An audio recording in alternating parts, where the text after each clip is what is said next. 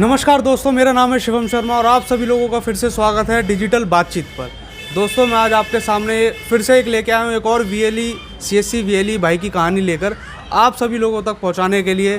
तो दोस्तों, हम अपनी बात स्टार्ट करते हैं। भैया, आप प्लीज़ हमारे दर्शकों को अपना नाम बताएंगे। मेरा नाम तरुण गोयल है और मैं डिस्ट्रिक्ट संभल में और छोटे से गांव रजपुरा में सीएससी सेंटर चलाता हूं।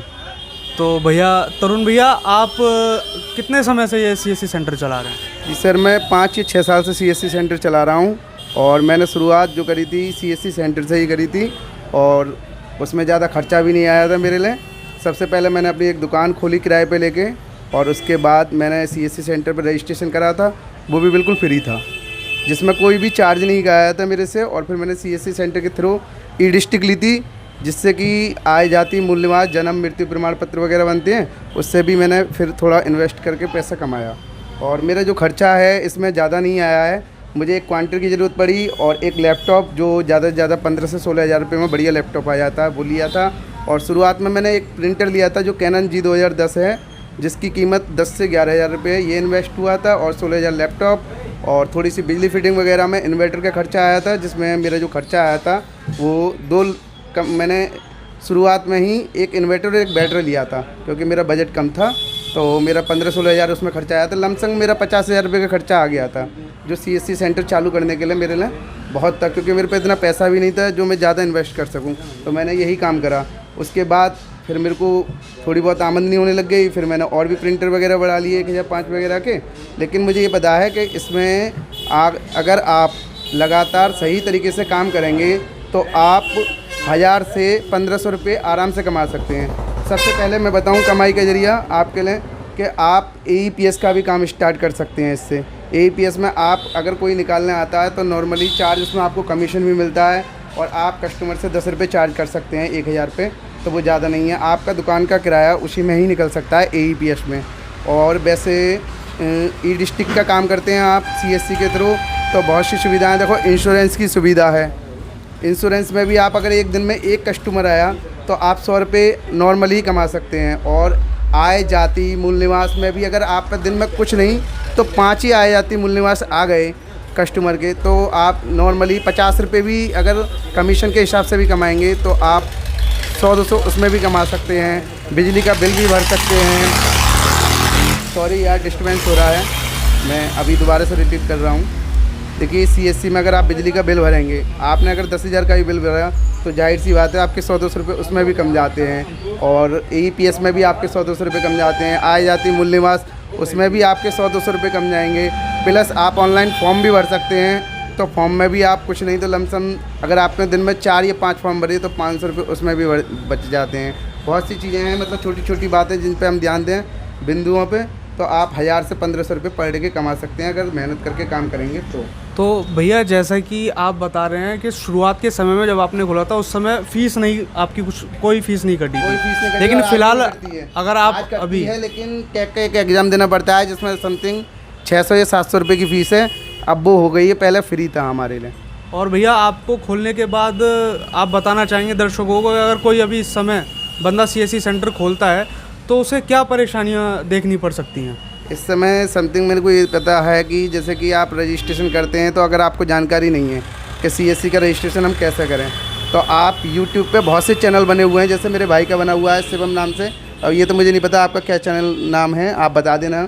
ऐसे ही CSC सेंटर से रिलेटेड आप YouTube में चेक करेंगे तो आपको बहुत से टास्क मिल जाएंगे जिसके थ्रू आप अपना रजिस्ट्रेशन कर सकते हैं। और अगर कोई दिक्कत आती भी है तो कोऑर्डिनेटर और डिस्ट्रिक्ट मैनेजर के सब तरीके के नंबर हैं। स्टेट मैनेजर के भी नंबर नेट पे मिल जाते हैं और डिस्ट्रिक्ट मैनेजर के भी मिल जाते हैं। अगर कोई आपको असुविधा होती है तो आप डिस्ट्रिक्ट मैनेजर से जाके आप कांटेक्ट कर सकते हैं। और ऐसा नहीं है, ऑनलाइन करेंगे तो आपको कोई ऑब्जेक्शन नहीं मिलेगा अगर सही तरीके से आप फॉर्म फिल करते हैं तो। और सर, आप ये भी बताना चाहें, अगर कोई दुकान खोल के बैठा हुआ है इस समय और वो हमारी वीडियो देख रहा है और उसकी दुकान पर कस्टमर नहीं आ पा रहे हैं, तो अपनी दुकान पर कस्टमरों को लाने का क्या तरीका है, किस तरह से कस्टमर लेके आया जाए? कस्टमर को क्या है, एक तो सबसे मेन बात, ईमानदारी से काम करें, कभी भी फ्रॉडबाजी ना करें, ठीक है। सबसे मेन बात, अगर जहां आपकी मार्केट में 100 रुपये चल रहे हैं तो आप नए हैं तो आपको 80 रुपये करने पड़ेंगे उसी चीज़ के, तब आपके पास कस्टमर आएगा। आपका कुछ घिस तो रहा नहीं, इसमें थोड़ी मेहनत ज़्यादा करनी पड़ेगी। जहाँ 10 बजे तक आप काम कर रहे हैं रात के आप 11 बजे तक कर लें, 1 घंटा फालतू कर लें, बस इतना होगा। जैसा भैया बता रहे हैं, आप लोगों को मेहनत करनी पड़ेगी अपने काम को आगे बढ़ाने के लिए। और भैया मैं ये पूछना चाहूँगा कि आप इस समय अपने कस्टमर्स को क्या क्या सर्विस, मेन सर्विस क्या क्या प्रोवाइड कर रहे हैं, और ज़्यादातर आपके पास क्या सर्विस लेने के लिए कस्टमर ज़्यादा आते हैं? सबसे ज़्यादा मेरे पास AEPS का काम है, ऑनलाइन फॉर्म का काम है, और जैसे कि ड्राइविंग लाइसेंस है, पैन कार्ड है, बहुत सी अनेक सी चीज़ें हैं। बिजली का बिल जमा करना, बिजली कनेक्शन करना ऑनलाइन, PF का काम है, KYC कराना, अन्य आदि ऐसी बहुत सी सेवाएं हैं जो छोटी छोटी मैं आपको बता नहीं सकता। आप DMT भी कर सकते हैं, डोमेस्टिक मनी ट्रांसफ़र भी कर सकते हैं, उससे भी पैसा कमेगा। आपको निकालोगे तो भी पैसा कमेगा, डालोगे किसी के कस्टमर के खाते में तो भी पैसा कमेगा। मतलब बहुत सी सुविधाएं। अगर आप एक पैन कार्ड भी बनाते हैं तो आपको 100 रुपये बचते हैं नॉर्मली। मार्केट में 200 रुपये का चार्ज है, आप 180 लें, आप नए हैं तो आपको 80 बचेंगे, लेकिन बचेगा कुछ ना कुछ, काम करना पड़ेगा आपको। तो भैया बता रहे हैं ये सारी सर्विसेज का लाभ भैया अपने कस्टमर्स को दे रहे हैं, और यहाँ के कस्टमर भैया बता रहे हैं इनकी शॉप से बहुत ज़्यादा खुश हैं। वो अदर शॉप पर जाने के बजाय इनकी शॉप पर आना प्रेफर करते हैं। तो सर हम आपसे ये भी पूछना चाहेंगे कि आपको जैसे दुकान को खुले काफ़ी समय हो गया, लेकिन आपने मिनी ब्रांच के बारे में नहीं सोचा, या क्या आप उसके बारे में कुछ बताएंगे मिनी ब्रांच के बारे में? वैसे मिनी ब्रांच के काम जो है बहुत अच्छा काम है और बढ़िया काम है, लेकिन मैं करना चाहता था, लेकिन उसके लिए समस्या ये थी कि मेरे पास ज़्यादा वर्कर नहीं है, 2 ही जने हैं हम, और इतना काम हम पे लोड हो नहीं पाएगा कि हम कस्टमर को सर्विस दे सकें। सबसे मेन बात, अगर आप मिनी ब्रांच लेना चाहते हैं तो मैं आपको एक ही सलाह दूंगा कि सबसे पहले आपको एक टेस्ट निकालना पड़ता है, IIBF टेस्ट क्वालिफाई करने के बाद तब आप किसी बैंक में जाके बैंक मैनेजर से बात करें और उससे कहें कि आपको लगे कि हाँ हमारे यहाँ कौन से खातेदारों के खाते ज़्यादा हैं, कौन सी बैंक में, उस बैंक में ज़्यादा आपको लाभ रहेगा कि आप उस बैंक में जाएं और मैनेजर से बात करें कि मुझे एक मिनी बैंक लेनी चाहिए और मुझे अच्छा लगता है और मैं अच्छा काम करूँगा, ईमानदारी के साथ काम करूँगा, और क्या आप मुझे छोटी मिनी ब्रांच दे सकते हैं। अगर मैनेजर एग्री हो जाता है तो आप अपने दस्तावेज और अपना सर्टिफिकेट उन्हें दे दें और आपका बैंक BC चालू हो जाएगा, उसमें भी अच्छा आपको इनकम मिलेगा। तो सर ये बैंक BC आसानी से मिल जाती है लोगों को? नहीं, इसमें बहुत सी परेशानियाँ भी आती हैं, क्योंकि बैंक मैनेजर भी बहुत परेशान करते हैं, मैंने देखा है बहुत सी ज़्यादा। इनके लिए वो टालते रहते हैं बातों को कि हाँ हम बात करेंगे, लोकेशन नहीं है, लोकेशन होती भी है तो वो अपने ही किसी कर्मचारी के, जैसे कि वहाँ पर नियुक्त है या कोई रिश्तेदार है, उन्हें ही देते हैं। हमें पता है कि हमने भी बहुत से चक्कर काटे थे शुरू में, लेकिन हमें मिल नहीं पाई, और हमने हर बैंक में चक्कर काटे हैं, लेकिन हमें बैंक BC के लिए टाल देते हैं, कहते हैं कि, और जिन पे काम नहीं होता है उन्हें तो दे देते हैं, और हम लोगों को बहुत परेशान करते हैं। इस बात की तो मेरे को शिकायत है। और CSC वालों से भी कहते हैं तो वो कहते हैं लोकेशन आने दो, आपको बताएंगे। डिस्ट्रिक्ट मैनेजर भी 10 बातें बता देते हैं। ऐसे ही आधार कार्ड के संबंध में बहुत सी परेशानी झेलनी पड़ रही है कस्टमर के लिए भी और दुकानदार को भी। ये सबसे मस्ट काम था हमारे लिए, आधार कार्ड में सबसे अच्छी कमाई थी। लेकिन क्या है कि डिस्ट्रिक्ट मैनेजर कोई कहते हैं कि बैंक मिनी बैंक लीजिए, मिनी बैंक आसानी से मिलती नहीं है, और मिलती भी है तो एक आधी जने को मिलती है। अब ये पता नहीं कैसे लेते हैं वो। उसके लिए भी एक IP एड्रेस वगैरह चाहिए, और बहुत सी मतलब इंटरनेट की सुविधा होनी चाहिए, जिसकी ब्रॉडबैंड लाइन अलग आएगी। एक UCL सेवा दे रहे हैं, UCL से सिर्फ हम करेक्शन कर सकते हैं, नया आधार नहीं बना सकते CSC के थ्रू। लेकिन उसमें क्या है कि आपको एक IP एड्रेस के लिए ब्रॉडबैंड की लाइन लेनी पड़ेगी, मिनी बैंक लेना पड़ेगा, तब जाके आप आधार UCL का काम करेंगे। और मेरा मानना है कि ये आसानी से मिलता नहीं है, बहुत परेशानियाँ होती हैं। तो भैया एंड में मैं आपसे ये पूछना चाहूँगा कि आप हमारे व्यूवर्स जो हैं जो CSC सेंटर खोलना चाहते हैं, उनके लिए आपकी क्या राय है? क्या उन्हें CSC सेंटर खोलना चाहिए या नहीं खोलना चाहिए? किसे खोलना चाहिए और किसे नहीं खोलना चाहिए, आप प्लीज़ बताना चाहें तो। मैं तो यही सलाह दूंगा, अगर CSC सेंटर अगर आप खोलना चाह रहे हैं तो सबसे मेन बात आपके लिए टाइपिंग आनी बहुत ज़रूरी है। क्योंकि अगर आप कोई फॉर्म भरते हैं या कोई काम करते हैं तो सबसे पहले जो मेन सब्जेक्ट आता है वो आपकी टाइपिंग का आता है। जितनी आप जल्दी टाइपिंग करेंगे उतनी ही जल्दी आप फॉर्म भर सकते हैं, और जितनी जल्दी आप फॉर्म भरेंगे कस्टमर को भी उतनी ही जल्दी रिलैक्स मिलेगा।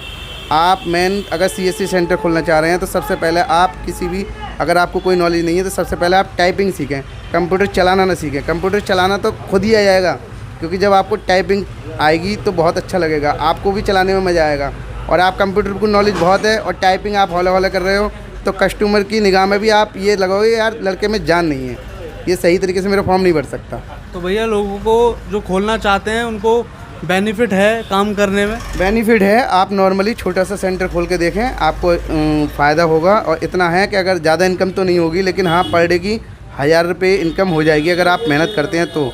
और लगभग मंथली का हो गया 30,000। अगर आप कहीं नौकरी भी करेंगे और आप इंटर या BA हैं तो आपको 10,000 से प्राइवेट से नौकरी में ज़्यादा नहीं मिलेगा, मेरा मानना। और भैया CSC सेंटर में क्या लोकेशन भी मैटर करती है? हाँ लोकेशन होती है, लेकिन हर गांव पे एक CSC सेंटर होता है। हर गांव पे एक CSC सेंटर होता है और कोई ना कोई ले रखा होगा। अगर आपको नहीं मिलता है तो आप दूसरी लोकेशन पर लेके और आप अपनी जगह पे चला सकते हैं, ऐसी कोई बात नहीं है। तो अगर कोई बंदा जो है वो गांव में अपना CSC सेंटर खोलना चाहता है तो वो क्या उसको खोलना चाहिए गांव में? गांव में देखो, गांव में भी खोल सकते हैं। अगर कोई CSC सेंटर नहीं है तो लाभ मिलेगा, और अगर CSC सेंटर गांव में नहीं है तो खोल सकते हैं, तो आपको फ़ायदा है। क्योंकि शहरों में हम लोग देखते हैं कंपटीशन ज़्यादा होता है, ज़्यादा दुकानें होती हैं, तो ग्राहक भी तो वहाँ ज़्यादा आता है, कस्टमर भी तो ज़्यादा आता है शहर में। आपके गांव कोई कस्टमर नहीं आएगा, दूसरी दुकान पे जाएगा, दूसरे शहर में जाएगा कि वहाँ पे अच्छा होगा काम। चाहे आप उससे अच्छा करो, उससे सेटिस्फाई करो कि यहीं पे अच्छा होगा, 10 रुपये कम लो शहर से। तो भैया की राय है कि अगर आप लोग करना चाहते हैं काम, जैसा भैया ने बताया, आप 1000 रुपये पर डे के अगर मेहनत से काम करते हैं तो कमा सकते हैं। और भैया दुकान आपकी अपनी है या आपकी किराए की दुकान है? जी मेरी दुकान रेंट पे है। तो भैया रेंट पे अगर कोई दुकान लेके काम करता है तो वो उसमें बचत कर सकता है? मुश्किल है लेकिन नामुमकिन नहीं। तो दोस्तों अगर आप लोग भी CSC सेंटर खोलना चाहते हैं, उम्मीद करते हैं कि ये वीडियो आपके लिए काफ़ी महत्वपूर्ण हो, आपके लिए काफ़ी फ़ायदेमंद हो। अगर आप भैया कुछ कह रहे हैं, सुनते हैं। अगर आप 30,000 रुपये महीने कमाएंगे और 5,000 रुपये किराया दे देंगे तो 25 तो फिर भी बच रहे हैं। नौकरी करेंगे तो 15,000 बचेंगे। और भैया बता रहे हैं कि नौकरी से इनको ये काफ़ी बेहतर लगती है। आप किसी की नौकरी करते हैं, आप अपना CSC सेंटर खोल के आप अपनी दुकान के खुद के मालिक बन सकते हैं और अपनी इच्छा अनुसार काम कर सकते हैं। जी भैया। और मेरा तो मानना यह है कि जिसमें इंसान को रुचि हो वो काम करना चाहिए। मैं एग्री इस चीज़ के लिए नहीं कर रहा कि आप CSC सेंटर ही खोलें। आप, मेरा मानना तो ये है कि आप अपना काम करें, चाहे छोटा हो या बड़ा हो। क्योंकि आप नौकरी करें ये मैं नहीं कहूँगा, आपको मैं यही कहूँगा कि आप अपना बिजनेस करें, चाहे छोटा करें, और उस चीज़ को करें जिसमें आपको रुचि हो। चाहे कैंटीन खोल लें, आपको CSC कंप्यूटर में अगर नॉलेज है और थोड़ी बहुत अच्छी जानकारी है तो आप CSC सेंटर पे जाएं। आपको नॉलेज है कि मुझे कैंटीन चलाने में मज़ा आएगा, मैं अच्छे गोलगप्पे बना सकता हूं, तो आप उसमें भी इनकम कर सकते हैं। छोटा काम है लेकिन इनकम करते हैं, मैंने देखा है। तो दोस्तों आज की वीडियो में आप लोगों को काफ़ी जानकारी मिली है और उम्मीद करते हैं कि ये जानकारी आप लोगों के काम की हो। दोस्तों मिलते हैं आपसे अगली वीडियो में, बने रहिएगा इस चैनल पर। नमस्कार दोस्तों।